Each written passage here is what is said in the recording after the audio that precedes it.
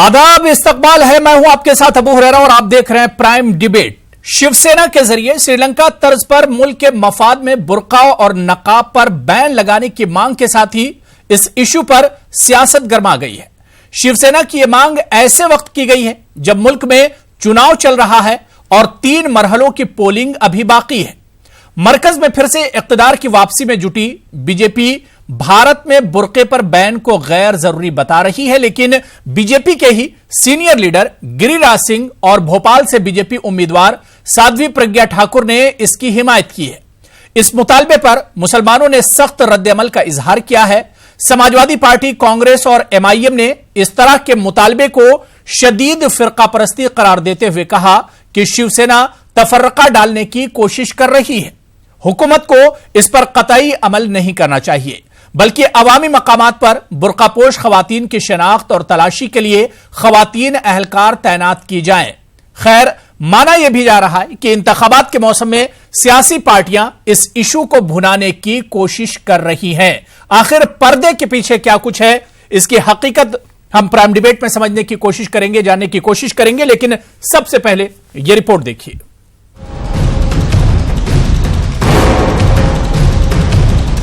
श्रीलंका में हुए हालिया दहशतगर्दाना हमलों के बाद जहां श्रीलंकन सरकार ने नकाब पर पाबंदी लगा दी है, तो वहीं हिंदुस्तान में भी एक बार फिर बुर्के पर बहस छिड़ गई है। बीजेपी की हलीफ जमात शिवसेना ने सबसे पहले ये आवाज बुलंद की है। बीजेपी के कई लीडरों ने भी शिवसेना की आवाज में आवाज मिलाते हुए नकाब पर पाबंदी लगाने का मुतालबा किया है, जबकि शिवसेना की तरफ से बुर्के पर पाबंदी के मुतालबे को लेकर एनडीए में शगाफ पैदा हो गया है। मोदी हुकूमत में वजीर रामदास अठावले ने कहा कि मुस्लिम खवातीन का बुर्का पहनना उनकी रिवायत का हिस्सा है। बहुत से लोगों को जो खतरा है उसका कारण क्या है सबको मालूम है। आतंकवाद कहां से आता है, आतंकवाद की फैक्ट्री कहां है, और उस आतंकवाद की फैक्ट्री का स्लीपर सेल हिंदुस्तान में सब जगह पर है। उनके साथ मिलकर कुछ ना कुछ ये लोग धमाका करना चाहते हैं। इसीलिए मैं मानता हूं जो श्रीलंका ने किया है, धमाका होने के बाद हम पहले करना चाहिए। हिंदुस्तान के लिए बुर्का और नकाब ये धार्मिक चीजें नहीं है। देश पूरे विश्व में नकाब और बुर्का हटाया जा रहा है, और हिंदुस्तान में कुछ लोग अगर उसको धर्म से या इस्लाम से जोड़ते हैं तो मुझे लगता है कुरान पढ़ा नहीं है। अगर ऐसे हादसों को रोकना है तो हमें नकाब को बंद नहीं करना चाहिए, वो दूसरे सोर्सेज को देखना चाहिए जिसके जरिए हम अपनी सिक्योरिटी को मजबूत कर सके। दिलों को बदलने की जरूरत है, चेहरे पर नकाब उतारने की जरूरत नहीं है। दिल जो काले पड़ चुके, दिलों में नफरतें जो पैदा की जा रही, ये शिवसेना और बीजेपी सिवाय नफरतें पैदा करने के और कोई काम करते नहीं। बुर्का पहनकर चलने वाली सभी महिलाएं आतंकवादी होती नहीं है। अगर कोई आतंकवादी है तो उनका बुर्का निकालना चाहिए, लेकिन ये उनकी ट्रेडिशन है और इसीलिए मुसलमानों को जो बुर्का पहनने वाली जो मतलब उनकी परंपरा है तो उसके मुताबिक उनको अधिकार है। तो शिवसेना के मत से हम सहमत नहीं है, लेकिन अगर ऐसी कोई आतंकवादी एक्टिविटीज करने वाली महिलाएं अगर बुर्का पहनकर अगर गलत काम करती होगी तो उनका पर्दाफाश होना चाहिए, लेकिन सभी मुस्लिम महिलाओं को पाबंदी नहीं होनी चाहिए। बुर्के पर पाबंदी के मुतालबे पर मुसलमानों ने सख्त रद्द-ए-अमल का इजहार किया है।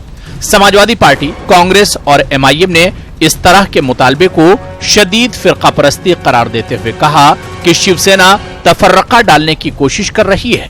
हुकूमत को इस पर कतई अमल नहीं करना चाहिए, बल्कि अवामी मकामात पर बुर्कापोश खवातीन के शनाख्त और तलाशी के लिए खवातीन अहलकार तैनात की जाएं। एमआईएम के सरबराह असदुद्दीन अवैसी ने शिवसेना के इस बयान को मिसाली ज़ाब्ते अखलाक की खिलाफ वर्जी करार दिया है। हिंदुस्तान का संविधान, हिंदुस्तान के सुप्रीम कोर्ट जजमेंट्स वो लॉ हैं जो शिवसेना पोपट नहीं समझ सकती है। दूसरी बात, मैं इलेक्शन कमीशन से रिक्वेस्ट करूंगा कि इनके इस आर्टिकल को वो इमीडिएटली इसका नोटिस लें, और ये मॉडल कोड ऑफ कंडक्ट का वायलेशन है। माना यह भी जा रहा है कि इंतखाबात के मौसम में सियासी पार्टियां इस इशू को भुनाने की कोशिश कर रही हैं।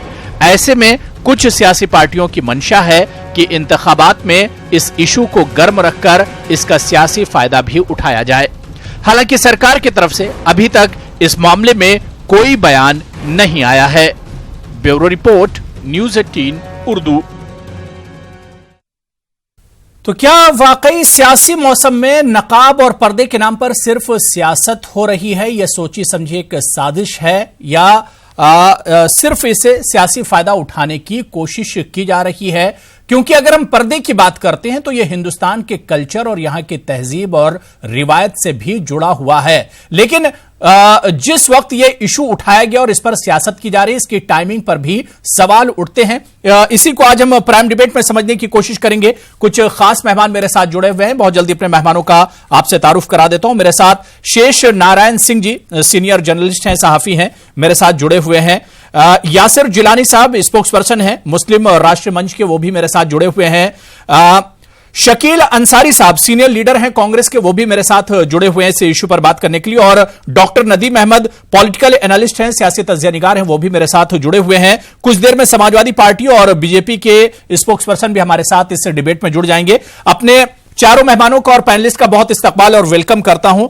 सबसे पहले शेष नारायण सिंह जी, आपसे ही मैं शुरुआत करना चाहूंगा और सबसे पहले मैं समझना चाहूंगा कि आखिर चुनाव चल रहा है और चुनाव से के बीच में जिस तरह से नकाब और बुर्के का इशू उठाया गया है, इसे कैसे समझा जाए?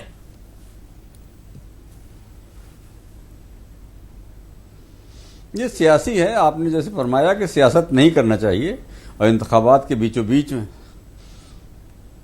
तो ये सियासत इनको नहीं करना चाहिए और ये लोग जो कर रहे हैं वो गलत कर रहे हैं। क्योंकि ये मुसलमानों को, चूंकि ज्यादातर मुसलमानों की ही खवातीन पहनती हैं, तो उसमें अरे भाई मेरी आवाज मुझे सुनाई पड़ रही, भाई ठीक कराओ। ठीक है, देख रहे थोड़ा सा टेक्निकल प्रॉब्लम से। जी, आपकी आवाज आ रही है शेष नारायण जी? जी, तो हाँ, अब ठीक हुई जी। बहरहाल मैं ये कह रहा था कि ये, लेकिन मुसलमानों को भी इस बात को समझना चाहिए कि भाई ये हमारे मुसलमानों के दीनी मामला नहीं है हिजाब या नकाब या बुर्का के। सबसे मुकद्दस मुकाम जो है हज है इस्लाम में, और जब वहां जाते हैं तो वहां तो कोई कहीं नहीं होता, कहीं बिल्कुल भी सही। पूरे जो रसूलुल्लाह की मस्जिद है, अराफात के मैदान है, मदीना है, कहीं तो नहीं है। तो क्यों इसको आप ये नहीं कह देते? और कहां से आया ये तो हिंदुस्तान की ईजाद है। ईरान में चादर का रिवाज है, बाकी यहां पे जो आए मुसलमान हिंदुस्तान में, जो तमाम घूंघट का कल्चर था तो उन्होंने उसको किया। वहां पे कलाम पाक में या इस्लाम में केवल यह है कि आपको अपने शरीर को ढके रहना चाहिए, तो इससे ज्यादा नहीं है। लेकिन आप इसको दीनी मामला बना के आप उनके हाथ में तलवार दे रहे हैं और उससे आप मार रहे हैं। तो मैं तो भैया समझ में नहीं आता कि जहालत कहां तक ले जाएगी हमारे मुल्क को, और वो लोग इसको निशाना बनाते हैं और ये आप सामने खड़े हो जाते हैं तीर लेके कि भाई ठीक है, ये हमारे दीन का मसला नहीं है।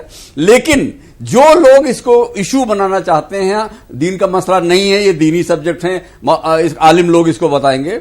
लेकिन आज की तारीख में हिंदुस्तान में, पाकिस्तान में, पूरे बर्रसगीर में मुस्लिम खवातीन बुर्का पहनती हैं। बिल्कुल, सभी नहीं पहनती लेकिन पहनती हैं। तो उसको अगर ये मुद्दा बना रहे हैं, जो लोग भी मुद्दा बना रहे हैं, हुकूमत को चाहिए, इलेक्शन कमीशन को चाहिए कि उनकी मजम्मत करें, उनको समझाएं कि भाई ये ऐसी बात नहीं है, खामखा का मुद्दा मत बनाओ। लेकिन मुसलमानों के मौलानाओं को, आलिमों को ये उन पे लाजिम है कि ये कहें कि भैया ये हमारा दीन नहीं है।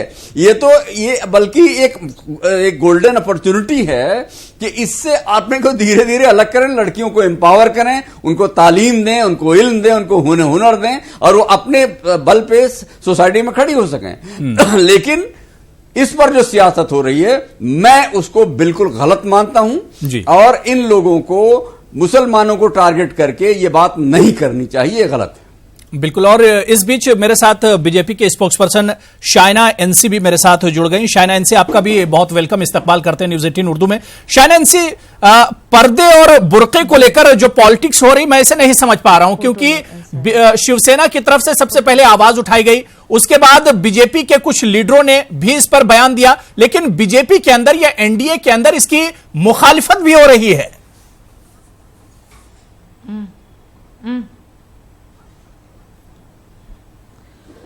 सबसे पहले तो मैं ये कहना चाहती हूँ कि हमारी पार्टी की प्रतिक्रिया बिल्कुल स्पष्ट है कि बुर्का के ऊपर बैन नहीं होना चाहिए। हम जानते हैं कि आज जो महिला बुर्का पहनना चाहती है, या रिदा या हिजाब या फिर साड़ी या कुर्ता या माइक्रो मिनी स्कर्ट, ये उनकी एक व्यक्तिगत राय मत है। और हम सब जानते हैं कि आज 21वीं सदी में ये कहना कि आप यही पहनो और ये सही रहेगा या मजहब के आधार पे, मैं मानती हूँ कि ये गलत होगा।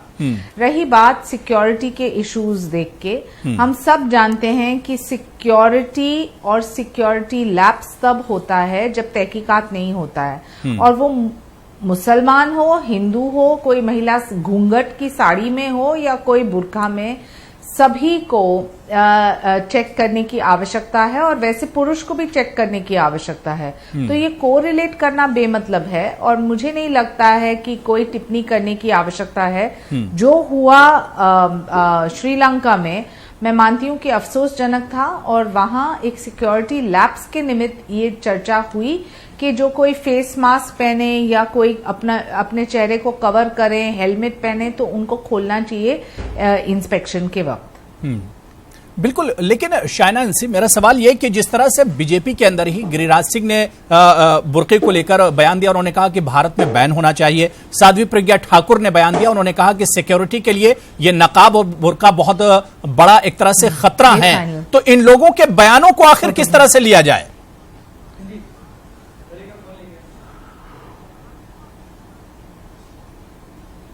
बयानबाजी कौन कर रहा है, क्यों कर रहे हैं, मैं इस पे नहीं जाऊंगी। मैं जरूर कहूंगी कि हमारी प्रतिक्रिया स्पष्ट है।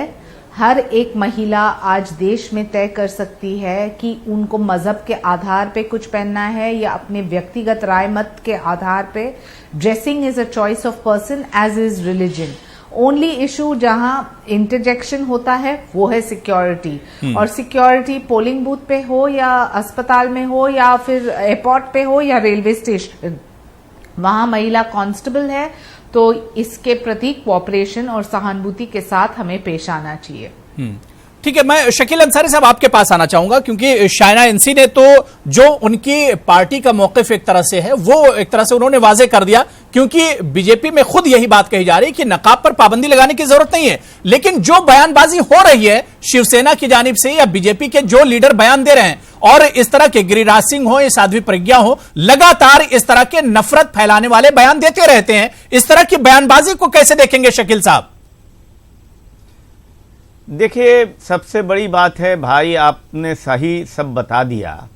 ये चुनाव का मौसम है और बीजेपी की प्रवक्ता ने जैसी बात कही, अगर उनकी इस बात को मान ली जाए तो सबसे पहले साध्वी प्रज्ञा और जो हमारे गिरिराज सिंह हैं उनके ऊपर इसको लागू करना चाहिए कि अभी गिरिराज सिंह तो अभी बुर्का की बात कर रहे हैं। बेगूसराय में अभी इलेक्शन जब हो रहा था तो वो तो मुसलमानों को धमकी दे रहे थे कि 4 हाथ जमीन जो 2 कब्र के लिए भी उनको नहीं मिलेगी अगर उनको वोट नहीं दिया जाए। तो ये एक साजिश है उनकी, प्री प्लान के ऑफिशियल बयान कुछ दे दिया जाए और लोगों को धमकी दिया जाए अलग तरीके से, और समाज को बांटने के लिए पूरी तरह से कम्युनलाइज माहौल बनाया जाए। वही एक सिलसिला ये शुरू है कि ये इस तरह के बुर्का के इशू को लाके यहां खड़ा कर दिया गया, जबकि ये कोई इशू नहीं है। बहुत सही है कि आप अपना सही तरीके से जो आप काम करनी चाहती है, हमारी पुलिस करना चाहती है, एजेंसीज करना चाहती है, किसी भी इंसिडेंट को रोकने के लिए, उसमें कहां पाबंदी है? जब जांच पड़ताल के लिए कोई इनकार तो करता नहीं है, चाहे वो बरका वाली औरत हो, चाहे वो घूंघट वाली औरत हो, और चाहे मिनी स्कर्ट पहनी हुई औरत हो, कोई भी उसको जांच जब करने की जरूरत होती है। मॉल में जब दाखला के लिए भी उसको अलग से जांच किया जाता है, तो किसी ने हिंदुस्तान के अंदर किसी ने रुकावट नहीं डाली। तो अब बात सिर्फ इतनी है कि इसको कम्युनलाइज करके वो देखिए ये हार रहे हैं बुरी तरह से, और इसका एहसास हो गया है, तो अब उसके एहसास के लिए इसी तरह की बातों को ये उठा रहे हैं और समाज को बांटने की कोशिश करके ये चाहते हैं वोट का बंटवारा हो जाए और उनको मिल जाए, जो ऐसा होगा नहीं। इस मुल्क के अंदर हर तरह के लोग हैं, बड़ी अक्सरियत इस मुल्क में सेकुलर लोगों को, जब इस मुल्क को लेके चलने वालों की, चाहे वो हिंदू हो, मुस्लिम हो, सिख हो, ईसाई हो, एक समाज में भाई की तरह मान के चलते हैं, वो चंद लोग हैं जो इसके आधार पर वोट लेके इस मुल्क की गंगा जमनी तहजीब को खत्म करना चाहते हैं। वो उम्मीद है कि वो घबरा गए हैं इलेक्शन के कई। यासिर जिलानी साहब, क्या सच्चाई यही है जो इस तरह की बयानबाजी हो रही है? बीजेपी एक तरफ कह रही कि इस तरह नकाब पर बैन नहीं होना चाहिए, लेकिन बीजेपी के अंदर ही आप देख लीजिए कुछ लीडर इस तरह की बयानबाजी करते हैं। क्या वाकई में जो शकील अंसारी साहब कह रहे हैं कि माहौल को कम्युनलाइज करना मकसद है, माहौल में एक नफरत फैलाना मकसद है, क्या मकसद वाकई में सिर्फ सियासी फायदा उठाना है? नहीं, आपको मैं एक बात बताऊं, मैं आपके पैकेज जो आप चला रहे थे उसमें मैंने देखा है जो श्रीमान बुर्का को लेके बात कर रहे थे वो उन्होंने इस्लाम को भी जोड़ा। इस बर्रे सगीर के जो इस्लामिक ममालिक हैं लगभग 30-32 के आसपास जो मुल्क हैं जिसमें हमारे यहाँ पर्दा का है, इस्लाम में पर्दा बेहद जरूरी है। और पर्दा किस रूप में हो तो एक जो सबसे सरल तरीका है, जो सबसे आसान तरीका है वो बुर्का है। उस बुर्के को इस्तेमाल की जाती है पर्दा के लिए, खास करके मुस्लिम ख्वातीन पूरे दुनिया में। लेकिन पूरे दुनिया का जो इस वक्त की हालात है, चाहे खास करके जो कुछ इस्लामिक ममालिक है जहां पे बहुत ISIS का प्रभाव है, जहां पे आतंकवाद और दहशतगर्द में बेहद मुलविस लोग मौजूद हैं, चाहे अभी आप बराबर में श्रीलंका में देखा होगा, वो हालात हमारे हिंदुस्तान में नहीं है।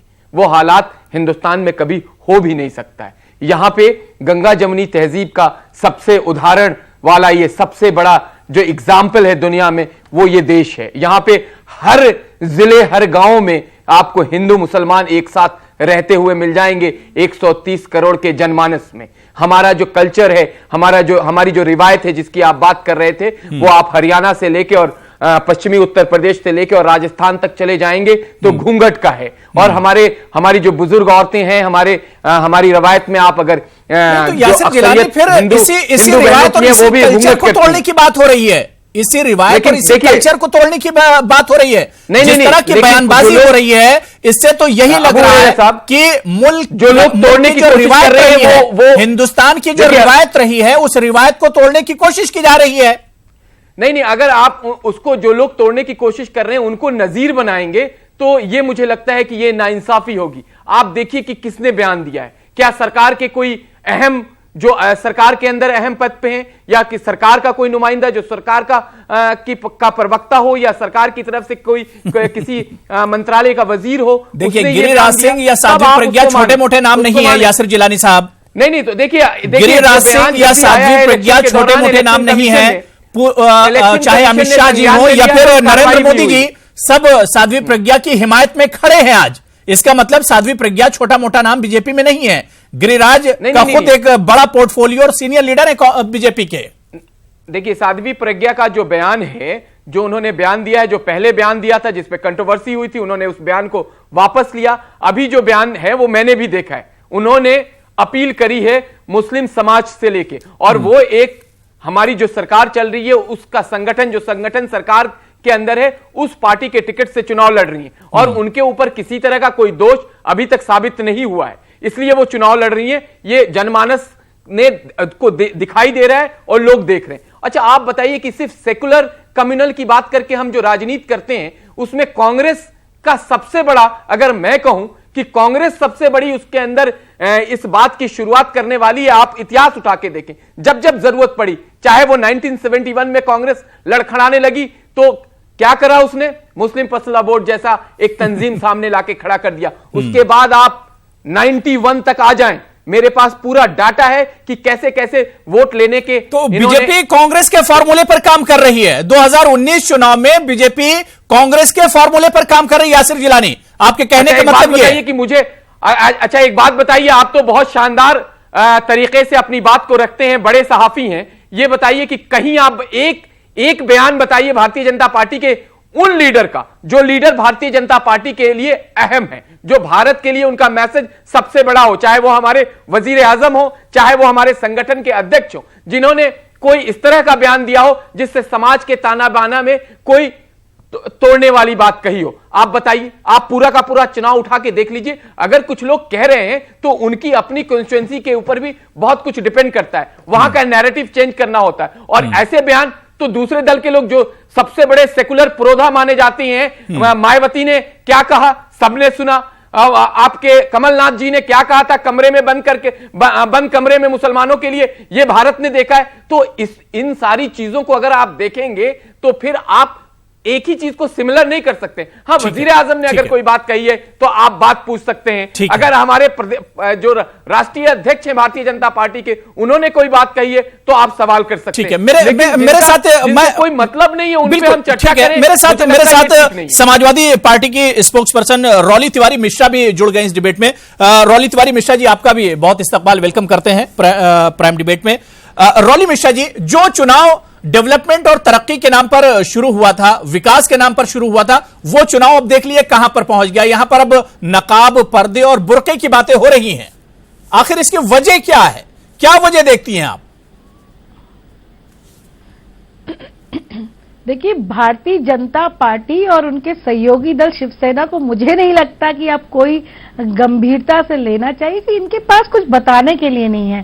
5 साल इन लोगों ने कुछ किया नहीं, और आज जब जनता के दरबार में ये लोग आए हैं और देश के सबसे बड़े लोकतंत्र का चुनाव हो रहा है, तो ये लोगों के पास बताने के लिए कुछ नहीं। कहीं ना कहीं मुद्दे को भटकाने की पूरी कोशिश करते हैं, कहीं ना कहीं वोटों के ध्रुवीकरण के लिए हिंदू मुस्लिम करते हैं, कहीं बुर्के की बात करते हैं, कहीं 3 तलाक की बात करते हैं, और खुद ये लोग अपना गरेबान में झांक करके नहीं देखते। कुल मिलाकर के मेरा तो बहुत सिंपल सी बात है, बहुत साधारण सी बात है कि कभी शिवसेना के लोग कहते हैं कि भाई चौकीदार चोर है, कभी उद्धव ठाकरे जी का एक अलग बयान आता है, कभी सामना में कुछ छप जाता है उसके मुखपत्र में। तो कुल मिलाकर के इनकी आपस में ही इतनी ज्यादा, आप राजभर जी को देख लीजिए, इनके सरकार में मंत्री भी हैं और बोलते कुछ और हैं, इनके खिलाफ प्रत्याशी खड़ा कर रहे हैं। तो भारतीय जनता पार्टी की स्थिति आज की तारीख में बहुत ही दयनीय हो गई है। इस पर तो अब आप तरस खा सकते हैं। और इनके सहयोगी दलों के पास अब ना कोई मुद्दा है, ना इनके पास कोई मुद्दा है।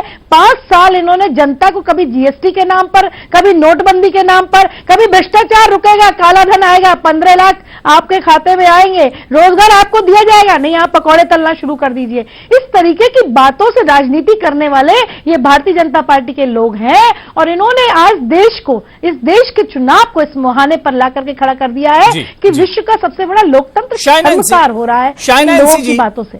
शाइना एनसी जी, जो बात रॉली मिश्रा कह रही है, इससे पहले जो बात शकील अंसारी साहब ने कही कि इश्यूज को डाइवर्ट करने के लिए इस तरह की बयानबाजी की जा रही है, बीजेपी मुद्दों पर बात नहीं कर रही है आज चुनाव में।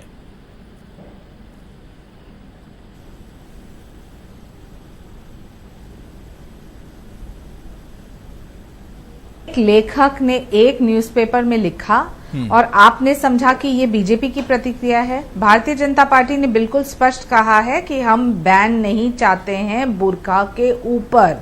जो कोई व्यक्ति इसके ऊपर राजनीति करना चाहे तो वो जाने कि वो क्यों कर रहे हैं। हम सिर्फ ये कहेंगे जरूर कि आज 21वीं सदी में महिला क्या पहने, क्या खाएं, कहाँ जाएं, क्या काम करे, वो उनकी निजी राय मत, उनके हिसाब से वो जी सकती है अपनी जिंदगी। कहने का मतलब सिर्फ ये है कि जब नेशनल सिक्योरिटी को लेके, जब टेररिज्म को लेके तहकीकात या देखना है कि किसने क्या पहना है और किसने क्या पकड़ा है या कौन अस्थिर करना चाहते हैं वातावरण को, तो तब हमें ये देखना है कि अवश्य हम कोऑपरेट करें एजेंसीज के साथ, और एजेंसीज के साथ साथ हम ये देखें कि हम किस दृष्टि से भारत को ताकतवर देश बनाएं ताकि हम सेफ एंड सिक्योर हैं। नहीं, देखिए शायद से सवाल इस वजह से उठ रहा है, मैंने जो पहले सवाल आपसे किया था कि गिरिराज सिंह या साध्वी प्रज्ञा अगर बयान देती है, बीजेपी एक तरफ इसकी मुखालफत भी कर रही है, इसके अगेंस्ट भी है इस बयान के, तो क्या इन लोगों पर कार्रवाई होगी जो लोग इस तरह की बयानबाजी कर रहे हैं, जो लोग टारगेट कर रहे हैं मुसलमानों को?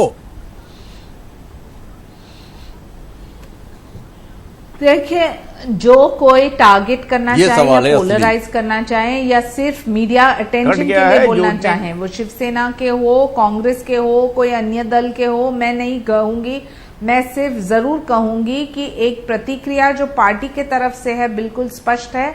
We are a pluralistic secular society and we would want to keep it such. ठीक है, मैं डॉक्टर नदीम आपके पास आना चाहूंगा कि क्या लगता है कि जिस तरह से चुनावी माहौल में, जो सवाल मैंने अभी कुछ देर पहले शेष नारायण सिंह साहब से भी किया था, कि चुनावी माहौल में जब नकाब और पर्दे और बुर्के पर जब सियासत शुरू हो जाए तो फिर इसे कैसे देखना चाहिए? क्या वाकई में यहां पर मकसद कुछ और है और निशाना कुछ और? देखिए सर, कहीं पर निगाहें और कहीं पर निशाना जैसी बात है। मसला यह है कि शिवसेना जो है वो अपने आप को सत्ता के अंदर पूरी तरह से स्थापित करना चाहती है, और एक अभी हमने पीछे भी देखा, ज़्यादा ज़माना भी नहीं गुजरा है, मेरे ख्याल से 5-6 महीने गुजरे हैं, ये अयोध्या भी पहुंच गए थे, और मुझे ऐसा नहीं लगता कि इससे पहले उद्धव ठाकरे जी वहां पर आए हों। और अब इस तरह की बात जो बुर्के को लेकर इसमें सामना के अंदर छपी है, तो सर ये मुझे ऐसा लग रहा है कि 2019 चल रहा है और ये चुनाव चल रहा है, तो चुनाव को ही मद्देनजर रखते हुए ये सारे के सारे कारनामे अंजाम दिए जा रहे हैं, और अलग अलग लोगों के अलग अलग स्टाइल से बयान आ रहे हैं, और कुछ लोग इसमें तेज भी हो रहे हैं तो कुछ नर्म पड़ रहे हैं, और नई नई चीज़ें हमारे सामने आ रही हैं लगातार पिछले 2-3 महीने से। वो सब कुछ होने लगा है जो इससे पहले नहीं होता था। हम यूपी में जाकर देखते हैं तो वहाँ पर 2 अलग अलग नज़रियात की पार्टियां आपस में इस तरीके से मिल गई हैं। गेस्ट हाउस जैसा कांड जो था उसे भी लोग भूल गए हैं, और जो लोग बहुत ज़्यादा नज़दीक थे, बिहार की अगर हम बात करें तो वो लोग भी दूर चले गए। अभी ये भी हालिया हमारे सामने हो रहा है। तो सर ये चुनाव है, और चुनाव में तो इस तरह की चीज़ें होंगी, और मैं इसे एक सेहतमंद जमहूरियत वाला कदम नहीं मानता हूं। ये इस तरह की बातें आना और किसी के मजहबी मामलात को लेकर इस तरीके से अंगुष्ठ नुमाई करना, ये सब ठीक नहीं है। और ये बुर्का या ये जो घूंघट वगैरह है, ये तो हमारी सकाफत से जुड़ा हुआ मसला रहा, और हिंदुस्तान के अंदर अगर आप जाएं सर, अलग अलग जगहों पर जाएं और खासतौर पर देहात में जाएं, तो ना सिर्फ मुसलमान बल्कि हिंदू औरतों के अंदर ये जो तहजीब और कल्चर और जाहिर सी बात है कि ये हिंदुस्तान के कल्चर से जुड़ा रहा है, हिंदुस्तान के कल्चर से जुड़ा रहा है। लेकिन परेशानी यहां पर यह कि जब भी नकाब और पर्दे या घूंघट की बात आती है, सिर्फ टारगेट मुसलमान किए जाते हैं। परेशानी यहां पर होती है। नेता ऐप के जरिए जो हमने आज सर्वे कराए, सर्वे में हमारा आज का सवाल यह था कि क्या पोलिंग बूथ पर आने वाले 3 मरहलों के लिए, 3 फेजेस के लिए क्या नकाब पर बैन लगाना चाहिए, जिसका सर्वे भी आपके टीवी स्क्रीन पर है, नतीजा भी आ चुका है, जिसमें 32.42% लोगों ने कहा है कि बैन लगना चाहिए, जबकि 67.58% लोगों ने कहा है कि पोलिंग बूथ पर नकाब पर बैन नहीं लगना चाहिए। यह आज का हमारा सर्वे था, जिसका नतीजा भी आपके टीवी स्क्रीन पर है। मैं ब्रेक के बाद शाइना एनसी जी आपके पास ही आना चाहूंगा। गिरिराज सिंह ने यह भी इशू उठाया था कि नकाब को इस वजह से भी बैन होना चाहिए क्योंकि इसकी वजह से बोगस वोटिंग होती है, फर्जी वोटिंग होती है, और कहीं ना कहीं मुसलमान इसका फायदा उठाते हैं, गलत फायदा उठाते हैं इसका। इस वजह से नकाब पर बैन होना चाहिए।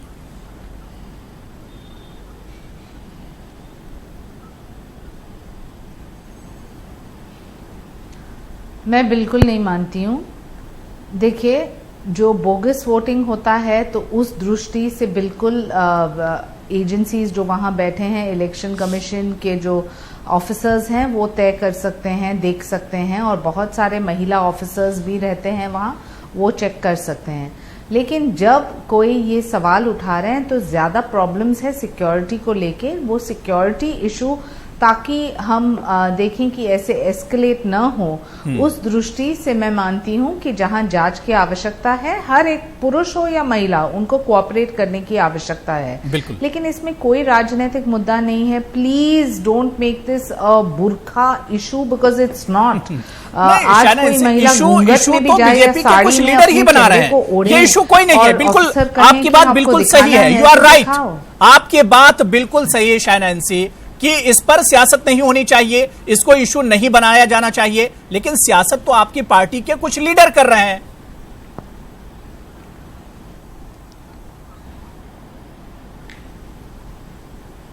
ये आपका कहना है, मैं व्यक्तिगत टिप्पणी राय नहीं करूंगी। भारत जैसे विशाल देश में जहां हर एक कोने में हर एक व्यक्ति का एक ओपिनियन रहता है, एक राय मत रहता है, वो अपने जगह प्रकट करे, लेकिन पार्टी का जो ऑफिशियल स्टैंड है वो ही आप मानेंगे, है ना? या आप अपने अंदाज से पेश करेंगे जिस दृष्टि से आप पेश करना चाहते हैं। ठीक है।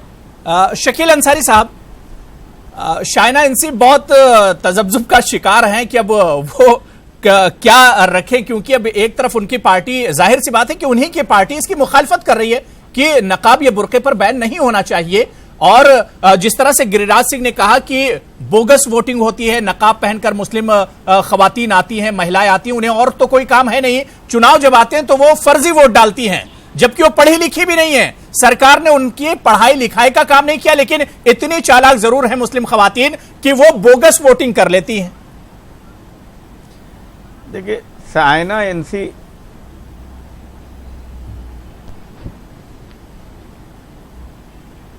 हेलो जी शकील साहब। हाँ, अब वो शायना एनसी बहुत अच्छे तरीके से अपनी पार्टी की वकालत कर रही हैं, उसमें कोई बात नहीं है। एक तरफ उन्होंने छोड़ रखा है 2-4 लोगों को, अब उनकी सहयोगी दल शिवसेना इस मामले को उठा रही है। साध्वी को चुनाव मैदान में ही लिए इसीलिए उतारा गया है, और गिरिराज सिंह तो इनके लिए चैंपियन है ना इस तरह की बातों को करने के लिए। तो अब ये अपनी पार्टी की जो स्थिति है उसको क्लियर कर रही हैं कि ये करना भी है, कम्युनलाइज भी करना है, और अपने तरीके से मुझे कह भी देना है कि मुझे इतराज नहीं। देखिए, ये एकदम पूरी तरीके से एक साजिश है। जब वो देखिए 2 इलेक्शन, तीसरे पोलिंग के बाद से उन्होंने इसी तरह के सिलसिले शुरू कर दिए हैं। कभी कोई बात, अभी उससे पहले गिरिराज सिंह ने कब्र की बात कर दी, बुरके की बात कर दी, अभी और जब ये हारेंगे, अभी 6 तारीख है पोलिंग में, और पोलिंग में फिर वो नई चीज कोई उठा के ले आएंगे। क्योंकि इनको इनके रिपोर्ट कार्ड पर ये इलेक्शन हो ना हो इसकी कोशिश में है। नौजवान जो यंग इंडिया है, नौजवानों का हिंदुस्तान है, उसको 2 करोड़ नौकरियां तो मिली नहीं है। वो चाहे वो हिंदू हो, चाहे वो मुसलमान हो, चाहे वो सिख हो, चाहे वो ईसाई हो, कोई भी हो, नौकरियां तो उसे मिली नहीं है। और आपने जितने भी वादे किए थे इलेक्शन मैनिफेस्टो में, उसमें से कोई काम नहीं हुआ। अब आखिरी वक्त में जो है, आपने देखिए इस तरह की बातें करके आप क्या मैसेज देना चाहते हैं? आप मैसेज सीधा ये देना चाहते हैं कि मामला को सेंटिमेंट में लाया जाए, कम्युनलाइज बनाया जाए, और हो सकता है उससे फायदा उठाने की कोशिश की जाए, जो हमारे ख्याल से इनके लिए कोई फायदेमंद नहीं होगा, क्योंकि ये अब हार चुके हैं जो और अपोजिशन शुरू से कह रहा है। अखिलेश यादव तो पहले फेज के बाद ही कहने लगे थे कि अब पहले फेज में बीजेपी ने कुछ नहीं किया, फिर दूसरे फेज के बाद उन्होंने कहा कि बीजेपी बिल्कुल गेन नहीं कर रही है, उसका कोई फायदा नहीं हो रहा है। तीसरे फेज के बाद फिर उन्होंने बात कही। क्या वाकई में एक घबराहट आपको बीजेपी में दिख रही है इस चीज की? देखिए, आपका सवाल आप कर सकते हैं, लेकिन मैं आपको बताऊं कि अभी आपने जो सवाल बीजेपी के प्रवक्ता को कहा था कि कंफ्यूजन है, शायद कांग्रेस के प्रवक्ता कंफ्यूज हैं। इन्हीं की नेता प्रियंका गांधी ने अभी कल की बात है क्या बोला कि हमारे कमजोर हमने कैंडिडेट दे रखा है, हमें वोट काटना है। क्या मतलब है? आप इतनी पुरानी पार्टी, आपकी आज ये हालत हो गई है कि आपके पास कमजोर कैंडिडेट हैं। आपको आपसे जब सवाल करते हैं सहाफी, बड़े सहाफी, तो आप कहती हैं कि मैं क्या अमेठी जीत पाऊंगी, इस पे आप सवाल कर रहे हैं। तो आपको सिर्फ अमेठी रायबरेली के अलावा कांग्रेस को उत्तर प्रदेश में कहीं कोई जगह खड़े होने के लिए नहीं।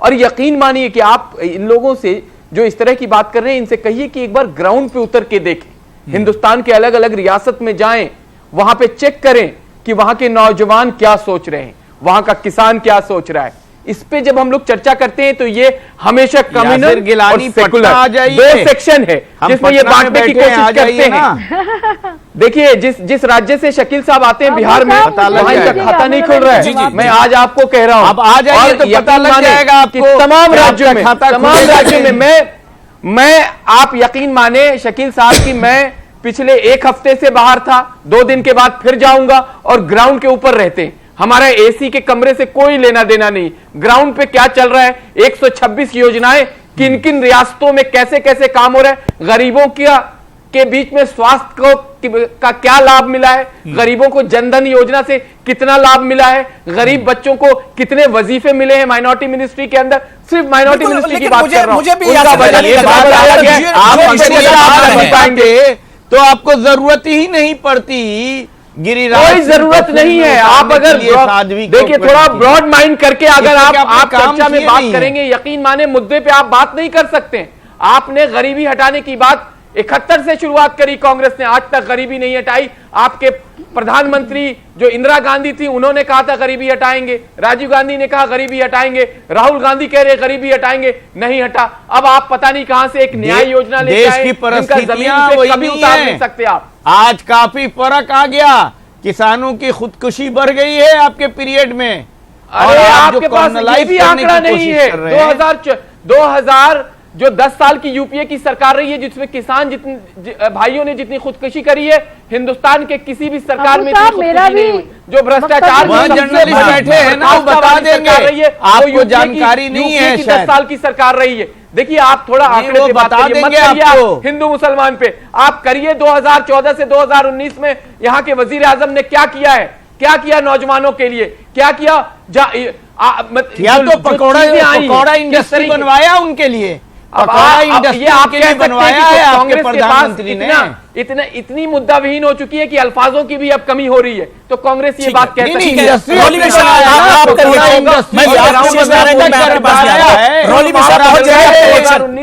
इसलिए कि 2 करोड़ नौकरियां तो मिली नहीं है। आपके ऑफिशियल रिपोर्ट है, आपके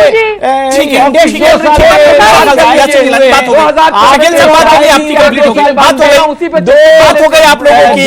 रॉली मिश्रा जो स्टार्ट कीजिए, आपका रिएक्शन रॉली मिश्रा जल्दी से। आपके पास नहीं, मेरे ख्याल से जिलानी साहब बात हो गई, शकील साहब बात हो गई। सबसे बड़ी बात जो मैं यहाँ कहना चाहूंगी, ये लोग शांत हो तो मैं कोई बात कहूँ। जी जी जी, लोग आंख उठा के देख रहे हैं, उसकी कूटनीति का लोहा मान रहे हैं। ठीक है यासिर जिलानी, मेरे ख्याल से बात हो गई। मैं रॉली मिश्रा का रिएक्शन लेना चाह रहा हूँ जी। जो है जो रॉली जी, मैं पहले तो अबू साहब ये जानना चाहूंगी, कि गिलानी साहब भारतीय जनता पार्टी के प्रवक्ता है, किसी और हैसियत से यहाँ बैठे हैं? सुन लीजिए मेरी बात सुन लीजिए। आप हर डिबेट में मेरे से यही सवाल करती हैं। मैं राष्ट्र में जो इस वक्त की मौजूदा सरकार है, नहीं मुझे बता दीजिए आप किस हैसियत से यहाँ बैठे हैं। ठीक है रॉली मिश्रा अपनी बात टाइम कम है। शेष नारायण साहब बहुत देर से वेट कर रहे हैं, नदीम साहब वेट कर रहे हैं। मेरा जी भाई एक डिबेट में क्लियर कर दीजिए। अब मेरी बात सुनिए, मैंने क्लियर कर दिया।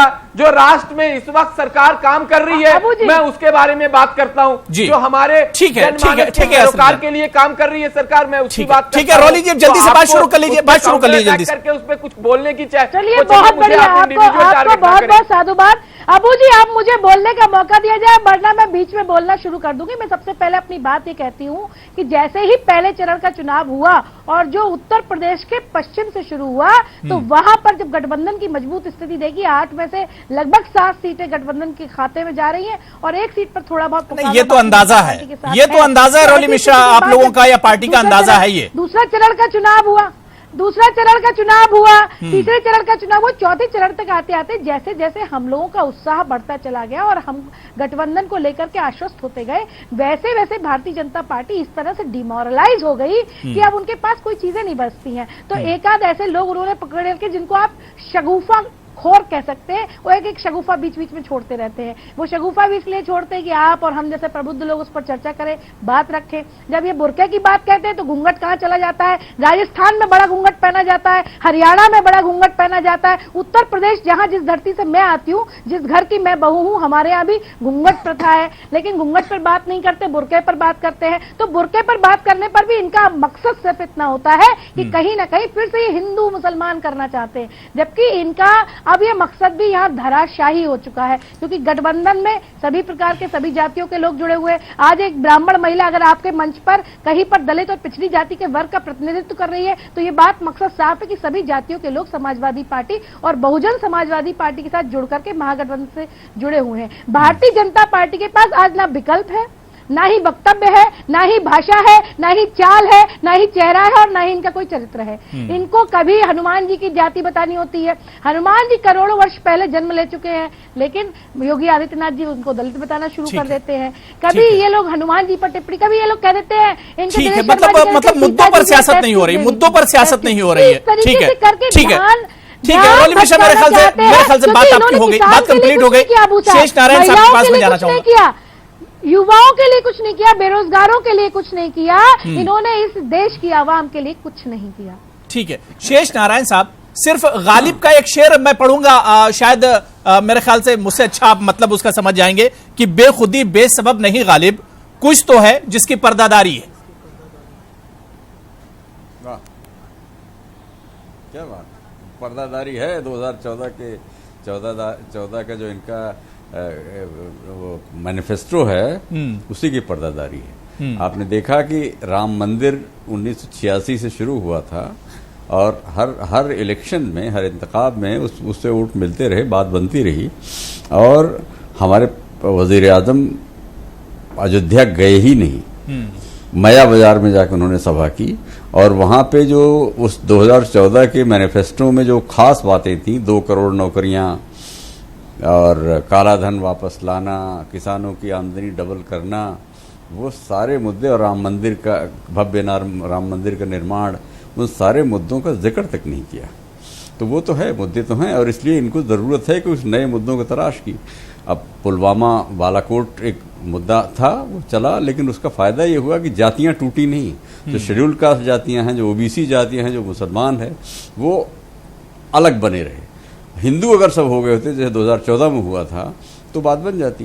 तो अभी हिंदू मुस्लिम वाला अभी बीजेपी के प्रवक्ता ने बहुत ही बेहतरीन तरीके से बात को कहा है, मैं बहुत उनकी कदर करता हूँ।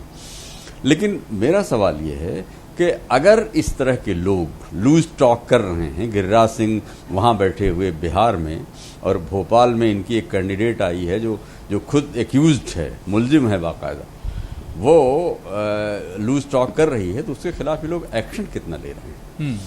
क्या ऐसा एक्शन नहीं लिया जा सकता जो बीजेपी का ऑफिशियल लाइन है कि मुसलमानों की रिवायत को, मैं मानता हूं कि दीनी मसला नहीं है, दीनी मसला बिल्कुल नहीं है, लेकिन ये रिवायत का मसला है, जैसे शकील साहब ने कहा, जैसे अभी हमारे यासिर ने कहा कि ये दीनी रिवायत का मसला है और अगर मुसलमानों से जुड़ा हुआ है तो इंतखाब के बीच में इस मुद्दे को जो उठा रहे हैं तो उन पर इतना डिटरेंट एक्शन क्यों नहीं ले लेते ये लोग कि बाकी किसी की पार्टी लाइन से हट के जाने की। बताइए, ये लोग पार्टी के कैंडिडेट हैं, अगर जीत गए खुदा न खास्ता तो एमपी हो जाएंगे ये, तो इन लोगों को क्यों नहीं डिटरेंट एक्शन लिया जाता? एक को अभी दुरुस्त कर दें और हाईएस्ट लेवल पे उनको वार्निंग दे दी जाए तो आगे किसी की हिम्मत नहीं पड़ेगी। ये लोग हिंदुस्तान की एक जहती को नुकसान पहुंचा रहे हैं और बीजेपी रूलिंग पार्टी है, उस पर उसका ये फर्ज है कि वो इन लोगों उनकी जबान को लगाम दे और उनको औकात बताए।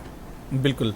डॉक्टर नदीम, जो बात शेष नारायण साहब कह रहे थे, मुझे यही लग रहा है कि क्या वाकई में बीजेपी आने वाले फेजेस के लिए अपने एजेंडे को एक तरह से बदल रही है? एजेंडा जो उसका है वो एजेंडा अब कहीं दूसरी तरफ जा रहा है। देखिए सर, एजेंडा नहीं जा रहा है, बल्कि मुझे ऐसा लगता है कि जो बी और सी और डी ग्रेड के जो नेता हैं वो कुछ इस तरह की बदजबानी करते हैं सर, और उन्हें ऐसा लगता है कि उसका फायदा पार्टी को मिलेगा या उन्हें खुद भी मिलेगा। तो इससे पहले भी कुछ इस तरह के जुमले उन्होंने कहे थे कि वो चार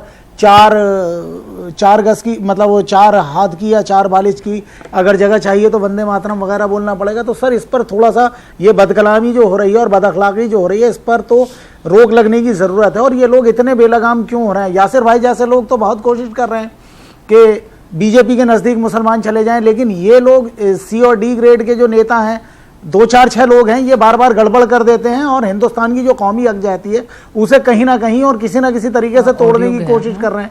बताइए, ये सब बयानबाजी करना, ये हम लोगों का जो है रिवायत से जुड़ा हुआ मामला है। बुर्का क्या है? ये एक शिनाख्त है, एक वाज़ेह शिनाख्त है, हिंदुस्तान की ही नहीं बल्कि दुनिया भर की मुस्लिम खवातीन की। आप ये देखिए सर, वेस्ट तक के अंदर, क्रिश्चियन कम्युनिटी के अंदर ये बुर्का और नकाब पहनने का शौक बढ़ रहा है। आप देखेंगे, आप फिनलैंड वगैरह के अंदर जाकर देखें, न्यूजीलैंड के अंदर अभी एक हादसा पिछले दिनों में पेश आया था मस्जिद के अंदर। उसके बाद इस्लाम से मत जोड़िए, मैं तो कह रहा हूं जो शेष नारायण साहब जो बात कर रहे हैं। नहीं, मैं इसे इस्लाम से नहीं जोड़ रहा हूं सर, मैं इसे ट्रेडिशन से जोड़ रहा हूं। मैं इसे मत करिए, नहीं कैसे छोड़ सकता है सर? इसमें क्या खराबी है सर? एम्पावर करिए। बिल्कुल, खवातीन एम्पावर हो रही हैं सर, मुस्लिम खवातीन एम्पावर हो रही हैं। आप केरल में जाइए, साउथ इंडिया में जाइए, आप देखिए, पर्दे को सिर्फ पर्दे से जोड़िए, पर्दे को सिर्फ पर्दे से जोड़ लीजिए। एकेडमिक से जुड़ा हुआ दिल्ली में ना, बेकार की बात है, अच्छे लड़के रिश्ते, बिल्कुल बेकार की बात है। ये दीनी बात अगर नहीं है, कलाम पाक में नहीं है, हजरत आला हजरत ने नहीं फरमाया है। अरे सर, मैं कलाम पाक की बात नहीं कर रहा हूँ, मैं तो रिवायत की बात कर रहा हूँ। रिवायत से कहाँ रिवायत है? मैं तो ट्रेडिशन की बात कर रहा हूँ सर। किस हदीस में है? हिंदुस्तान के ट्रेडिशन के अंदर है। नकाब और अपने जिस्म को छुपा लेना तो फिर सर। रिवायत को बदलो। मेरी दादी तक पर्दा किया करती थी सर, मैंने उन्हें हयात देखा है जी। ट्रेडिशन बदलो, लड़कियों को तालीम दो, इल्म लड़कियों को तालीम दी जा रही है सर, इल्म भी हासिल कराएंगे ना। बढ़ रहा है खासतौर पर आप अपने घर में नहीं जा रहे हैं। आप अगर देखिए ये अर्बन एरिया में देखिए आप, ठीक है, ये रिवायत को हटाया जाए, ठीक है, ये रिवायत हटाने की पर्दे को पर्दे तक ही रखा जाए। ठीक है, ठीक है, मैं शायना इंसी जी आपके पास आता हूं। शायना इंसी जी, ठीक है, डॉक्टर नदीम बात हो गई, डॉक्टर नदीम बात हो गई, शकील साहब बात हो गई, फिर अब डाइवर्ट हो जाएगा, इशू डाइवर्ट हो जाएगा। शायना इंसी जी, ठीक है, मैं यासिर जिलानी आपके पास आ रहा हूं, शायद कुछ टेक्निकल प्रॉब्लम हो गई। यासिर जिलानी, क्या वाकई में जो बात शेष नारायण साहब ने कही या अभी डॉक्टर नदीम ने कही कि अगर सख्ती हो जाए, जो डर्टी पॉलिटिक्स होती है, जिस तरह की बाजारू जबान का इस्तेमाल किया जा रहा है, नफरत फैलाने की समाज में कोशिश की जाती है कुछ लीडरों की तरफ से, अगर वाकई में पार्टी लेवल पर एक सख्ती हो जाए, सख्त कदम उठाया जाए, तो मेरे ख्याल से इस तरह की बयानबाजी बंद हो जाएगी, तोड़ने की जो सियासत है वो खत्म हो जाएगी। बिल्कुल, देखिए शेष नारायण सर ने जो बात अभी कही है, चाहे वो रवायत को लेके कही है, चाहे वो राजनीति के अंदर बदलाव को लेके कही है, बिल्कुल मैं उनसे इत्तेफाक रखता हूं। और अगर इस तरह की चीजें आती हैं तो हमारे समाज में देखिए हमारा जो भारत का कल्चर है ना, मिला जुला, यकीन माने आपकी, इसमें बहुत मोहब्बत, इखलाक, इत्तेहाद, भाईचारा कूट कूट के भरा हुआ है। इसमें कहीं कोई कुछ लोग चाहें कि उसको अलग कर दें, ये अलग नहीं हो सकता। और ये रवायतें जो हैं, ये रवायत जो है, ये यकीन मानिए अभी की नहीं, हजारों साल पुरानी है। आप आज भी देखिए कि हजरत निजामुद्दीन औलिया जो दिल्ली में है, जिनकी इतनी बड़ी जियारत है निजामुद्दीन औलिया के अंदर, वहां पे सबसे ज्यादा जो हमारे गैर मुस्लिम भाई हैं वो पहुंचते हैं। वो उनकी मोहब्बत आप अगर देखनी है तो हजरत अमीर खुसरो रहमतुल्लाह अलैह के मजार पे जाके देखिए। और वहां की, लेकिन मेरा जो सवाल है उसका जवाब दीजिए यासिर जिलानी, कि जो लोग इस तरह की बदकलामी करते हैं, इस तरह के समाज को तोड़ने वाले जो बयान देते हैं, इन पर सख्त कदम उठाने की जरूरत है, उन पर एक्शन लो। अबू हुरैरा साहब, मैंने पहले ही कहा है कि शेष नारायण सर ने जो बात कही है, अगर उस पर इंप्लीमेंट किया जाए दोनों तीनों तरफ से, जितनी भी दल हैं भारत के, बिल्कुल जाहिर सी बात है, उसमें कोई एक पार्टी उसके लिए जिम्मेदार नहीं है। जो लोग ये भी कहते हैं कि सुन लीजिए कि एक ही शहर में 64% मुसलमान है, एक तरफा वोट कर दीजिए, इन जैसे लोगों को भी बाइकआउट करना होगा और इनके ऊपर भी उनकी पार्टी अगर कार्रवाई करती है तो मुझे लगता है इंसाफ होगा और हमारी पॉलिटिक्स और साफ सुथरी होगी। मैं बिल्कुल इत्तेफाक। शायना इंसी जी, क्या मान के चले कि गिरिराज हो या फिर साध्वी प्रज्ञा ठाकुर या इस तरह के जो लीडर पार्टी में है, उनके खिलाफ पार्टी सख्त कदम उठाएगी ताकि इस तरह की बयानबाजी दोबारा ना हो पार्टी में?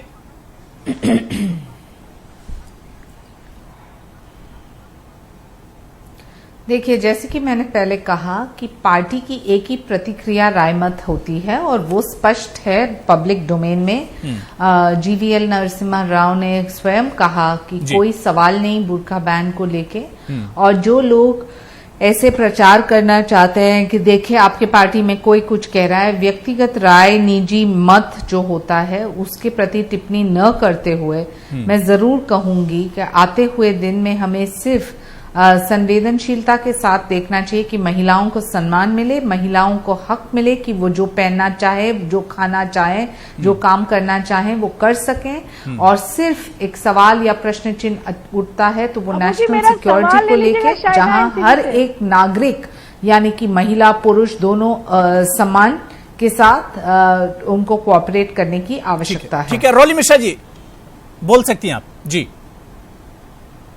जी, मेरा शायना एनसी जी से सवाल ये है कि वो बार बार कह रही है, बहुत अच्छी बात कह रही है, मॉरल और नैतिक शिक्षा का पाठ यहाँ पर दे रही हैं, लेकिन ये जब उनकी पार्टी के है तो कोई डिसिप्लिनरी एक्शन क्यों नहीं लिया जा रहा? क्यों बार बार गिरिराज सिंह जी अपना मुंह आगे लेकर के कुछ भी बोल देते हैं, कोई अन्य आपकी पार्टी के दल के नेता हैं वो भी कुछ भी बोल देते हैं? और नहीं तो रोली मिश्रा, देखिए समाजवादी पार्टी में भी इस तरह की बयानबाजी होती है, आजम खान जैसे लोग आपकी पार्टी में भी हैं। अगर बीजेपी में गिरिराज सिंह है तो समाजवादी पार्टी में आजम खान है, आप इसे क्यों भूल जाती हैं? बयानबाजी हो तो उस पर नहीं तो इसे रोली मिश्रा, मैं ये कह रहा हूं कि अगर बीजेपी में कुछ लीडर इस तरह की बदकलामी या बदजबानी करते तो समाजवादी पार्टी भी दूध की धुली नहीं है। समाजवादी पार्टी में भी इस तरह के लीडर हैं और वहां पर भी सख्त कदम उठाने की जरूरत है।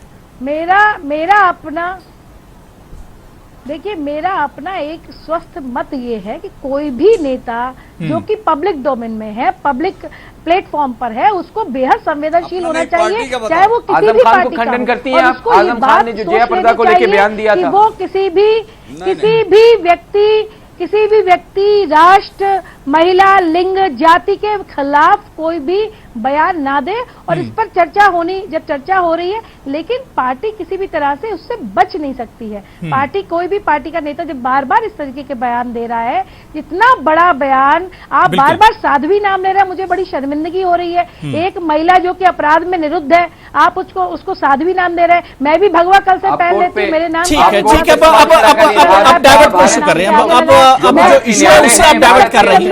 ठीक है। मेरे ख्याल से सभी पार्टियों में इस तरह के लीडर हैं जो उल्टी सीधी बयानबाजी करते हैं, और अगर इस तरह के लीडरों के खिलाफ सख्त कदम उठाए जाएंगे तो मेरे ख्याल से नफरत करने की जो सियासत होती है, तोड़ने की जो सियासत होती है, उस पर एक ब्रेक मेरे ख्याल से लग सकेगा। और मैं अपने तमाम नाजरीन को बताता चलूं कि पीर के रोज से आने वाले मंडे से प्राइम डिबेट अपने पुराने टाइम पर लौट रहा है, यानी 7:56 पर हमारी आपसे मुलाकात हुआ करेगी मंडे के रोज से।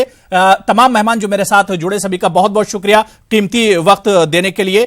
शाइना एनसी जी, आपका बहुत बहुत शुक्रिया। नदीम अहमद साहब, यासिर जिलानी साहब, शेष नारायण साहब, शकील अंसारी साहब और रौली तिवारी मिश्रा जी, सभी का बहुत बहुत शुक्रिया प्राइम डिबेट में जुड़ने के लिए। आदाब।